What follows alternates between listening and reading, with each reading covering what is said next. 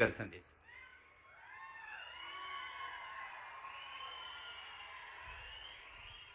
ఈరోజు మరి మన ముందుకొచ్చిన మన ముద్దు బిడ్డ నల్లమల్ల నుంచి ఒదిగి ఎదిగి ఈ రాష్ట్రానికి ముఖ్యమంత్రి అయి ఇక్కడటువంటి కష్టాలను కన్నీళ్లను తెలుసుకొని వారి యొక్క కష్టాలను కన్నీళ్లను తుడవడం కోసం అండగా నిలబడడం కోసం వచ్చినటువంటి మన ముఖ్యమంత్రి వర్యులు శ్రీ రేవంత్ రెడ్డి గారు, అదే విధంగా గౌరవనీయులు పెద్దలు మన ఉప ముఖ్యమంత్రి గారు బట్టి విక్రమార్క గారు, స్థానిక ఎమ్మెల్యే వంశీ కృష్ణ గారు, మా గౌరవ మంత్రులు, గౌరవ ఎమ్మెల్యేలు, గౌరవ ఎంపీలు, ఇతర అధికారులు, అశేషంగా తరలి వచ్చినటువంటి మరి గిరిజనులు, అదే విధంగా ఇతర మన ప్రజలందరికీ పత్రికా మీడియా సోదరులకు పేరు పేరున హృదయపూర్వక నమస్కారాలు, ఉద్యమాభివందనాలు తెలియజేస్తా ఉన్నాను.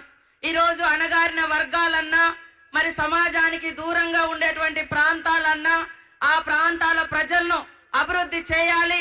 ఈ యొక్క అభివృద్ధి చెందిన సమాజంతో సమానంగా ముందుకు తీసుకురావాలంటే వాళ్లకు ప్రత్యేకమైనటువంటి చట్టాలు ఉండాలి, ప్రత్యేకమైనటువంటి పరిపాలన విభాగం ఉండాలని ఆనాడు నెహ్రూ గారు, అంబేద్కర్ గారు ఆలోచించే రాజ్యాంగంలో ఆదిమ జాతులకు, గిరిజనులకు, ఆదివాసులకు ప్రత్యేక హక్కులు, ప్రత్యేక చట్టాలు, ప్రత్యేకంగా పరిపాలన విభాగాన్ని కూడా ఏర్పాటు చేయడం జరిగింది.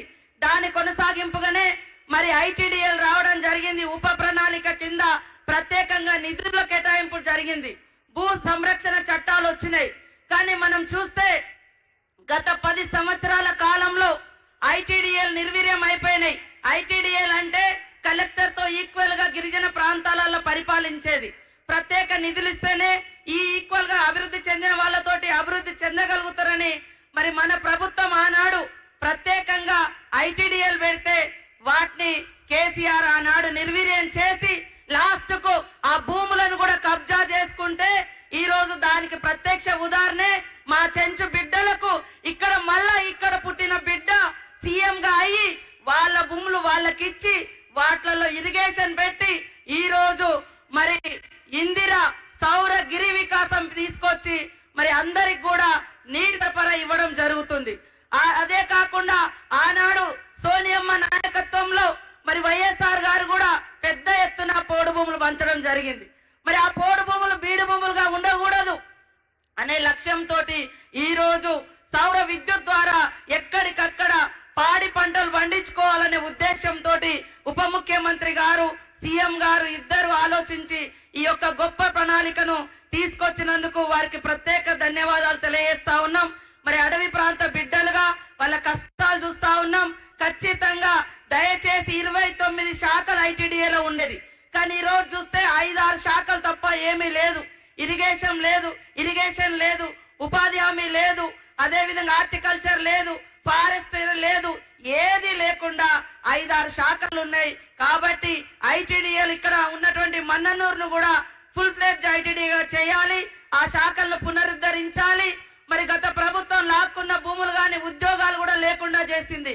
ఇప్పుడు పక్క రాష్ట్రాల్లో ఆ ప్రభుత్వం ఆలోచిస్తుంది ఈ అటవీ ప్రాంత బిడ్డలకు ఏజెన్సీ ప్రాంతాల్లో వాళ్ళకు ఉన్నటువంటి ఉద్యోగాలు ఇవ్వాలని. ఈ మధ్యనే పక్క రాష్ట్రంలో కూడా మరి వాళ్ళు ఆలోచిస్తా ఉన్నారు. కాబట్టి మనం కూడా ఆలోచించి తప్పకుండా ఉద్యోగ ఉపాధితో పాటు మా మహిళలకు ఇవాళ మహిళా సంఘాలు మహిళలందరూ కూడా అత్యధికంగా జైన్ కావాలి. 15 సంవత్సరాలు ఉన్నటువంటి ప్రతి బాలిక కూడా మహిళా సంఘంలో జైన్ కాండి. 60 సంవత్సరాలు దాటినా కూడా జైన్ కాండి. ఖచ్చితంగా మీకు వడ్డీ లేని రుణాలు ఒక పెద్ద ఆసరాగా ఉంటది. ఇల్లులు కూడా మీరు కట్టుకుంటే మీకు వారం 10 రోజులలో బిల్లు వస్తుంది. అప్పటిదాకా మీకేమన్నా డబ్బులు కావాలన్నా మన మహిళా సంఘాల ద్వారా ఇవ్వడం జరుగుతుంది. మనలాంటి వెనుకబడ్డ ప్రాంతాలలో మరి వడ్డీ వ్యాపారుల యొక్క దోపిడీ అత్యధికంగా ఉండేది. ఆ యొక్క దోపిడీని నిర్మూలించడం కోసం వచ్చిందే మన సెర్ప్ సంస్థ.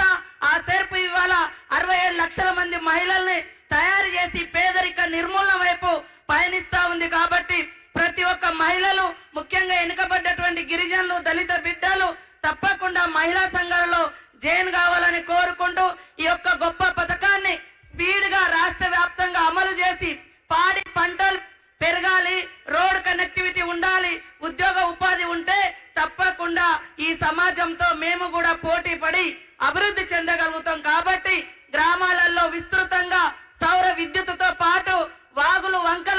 చిన్న చిన్న చెక్ డ్యాములు కూడా నిర్మిస్తే మరి ఉపయోగకరంగా ఉంటుందని తెలియజేస్తూ నాకు ఈ అవకాశం కల్పించిన మీ అందరికీ పెద్దలకు పేరు పేరున హృదయపూర్వక నమస్కారాలు, ధన్యవాదాలు.